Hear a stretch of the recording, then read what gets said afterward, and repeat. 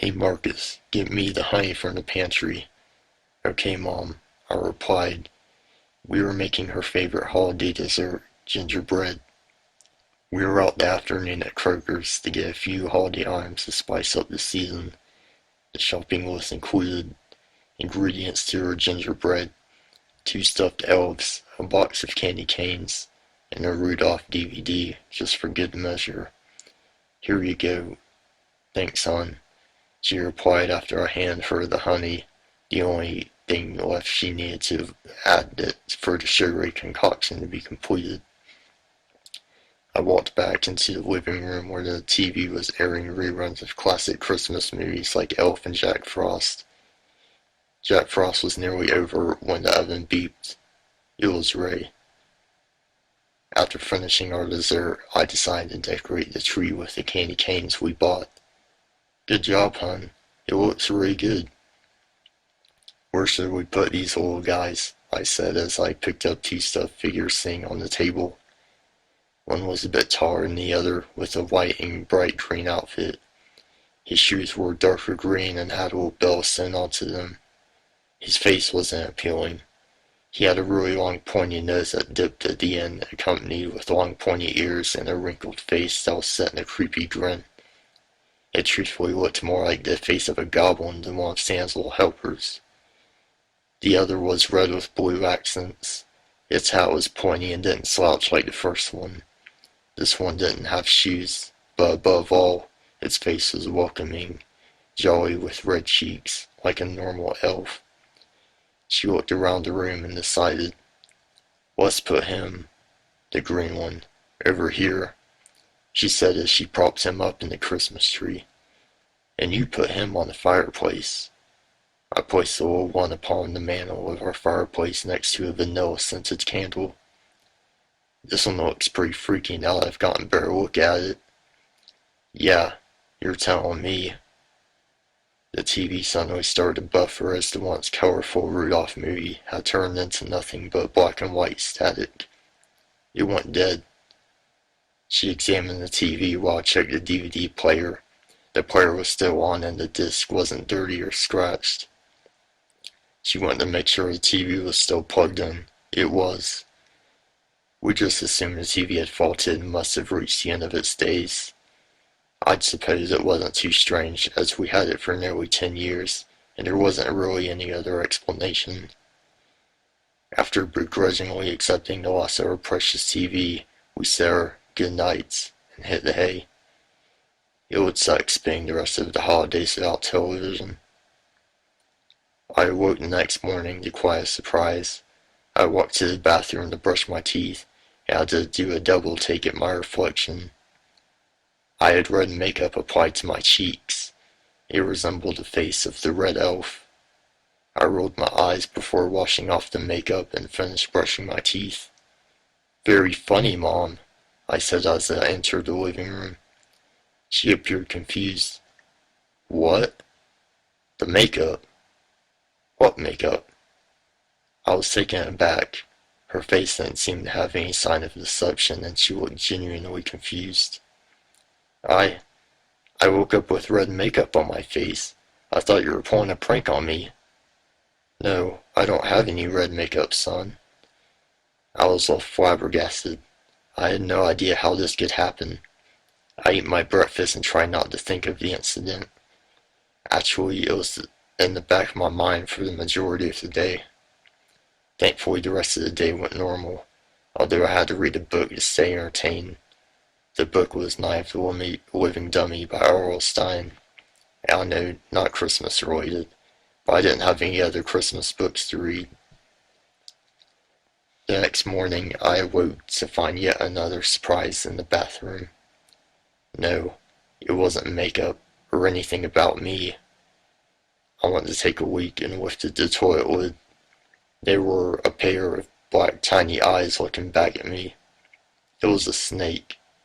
Not just any snake. This thing looked like it came straight from the North Pole. It was striped in green, red, and gold. I've never seen a snake with such coloration before in my life. My mother came in to take a look, and she was just as bewildered as me.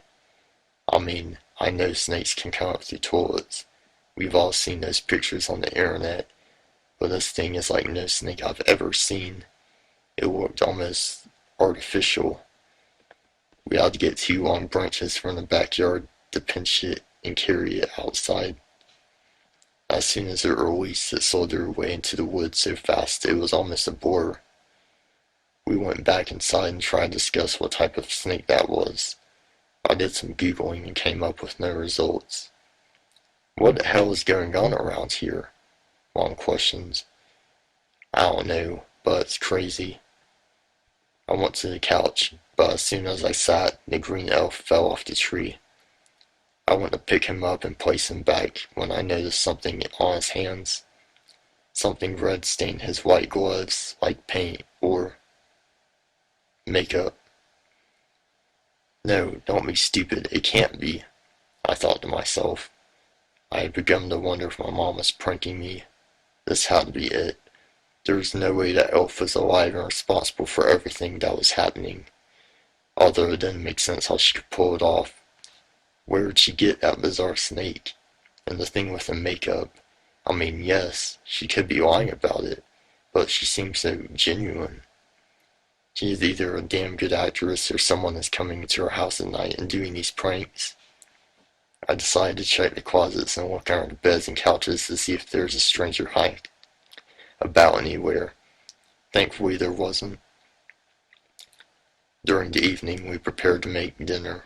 Frozen lasagna. My mother was in the kitchen preparing to put the lasagna in the oven when she cried out to me, "Marcus, get your butt in here." I nervously entered the kitchen when I saw it. The gingerbread was sitting in the oven charred to a crisp. "I didn't do it, I swear." "Oh sure, and you didn't do any of those other tricks, did you?" she said scornfully. "No, I didn't." "Yeah, right, just go to your room." Now I was sure she wasn't pulling some kind of gag on me.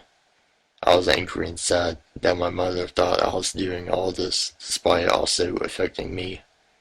Why the hell would I be doing all this? I went in my room and contemplated on what I should do. I decided to wait up that night to see if I could catch the perpetrator in the act. I sat in my room most of the day too afraid to encounter my infuriated mother, only leaving to get the lasagna to eat in my room and use the bathroom. After she went to bed, I sat in front of my bedroom door listening. After about an hour or so of no creature stirring, I was about to give up as my eyes were growing weary, but before I could get up, I heard it. I quietly placed my ear against the door and listened. It sounded like someone in the living room was talking to themselves. At first, I thought it could have been my mom, but then I heard a male voice say, "I'm gonna make him pay." My heart dropped. Despite my immense fear, I knew I had to stop this bastard. The only weapon in my room was a 3-inch pocket knife sitting on my shelf. It had to do. I yanked the door open and ran out into the living room. My whole body froze in terror, causing me to drop the knife. There on the coffee table was the damn creepy elf staring at me with a look of raging menace on his face. He was holding a candy cane in his right hand that he must have gnawed into a fine point. He spoke to me in a demonic yet high-pitched voice. "You called me a freak because of my looks. You stabbed my heart, now I stab yours." He leapt into the air at me and I jumped forward, grabbing him. I was on top of him while pinning him down to the floor. Despite his tiny body, he felt very strong as he was slipping out of my grasp. He finally escaped and used a supernatural force to push me to the ground. The force kept my arms and body pinned. My mom came into the room and gasped. The elf must have used magic to keep her still because she was frozen like a statue, but kept wiggling like me, trying to break free. He chuckled while walking on top of me to the middle of my chest. "You've been a naughty boy. Now it's time for this elf to cross you off the list." He raised the cane above my heart and I closed my eyes. I felt something push the elf off my body and realized I could move again. When I sat up, I turned and saw something fighting him. It was the red elf. They were fighting for a good 10 seconds until the red elf was pushed onto the hearth of the fireplace, its head cracking against the brick edge. Despite the good elf's futile attempt to be its rival, it bought me enough time to grab the candy cane off the floor and plunge it into its heart. The elf lay dying on the ground while its life drained from its body. I swear I could see it transition from being a live being to nothing but a stuffed doll. After catching my breath and letting my heart settle, I looked up at my mom, who seemed to be in shock. 3 days later on Christmas, we buried the red elf in our backyard and paid our respects. We burned together in a fireplace with the cane still piercing its heart. We watched as the amber flames engulfed the elf and its body started to char like the gingerbread. Hot cocoa tastes so much better while watching your enemy burn.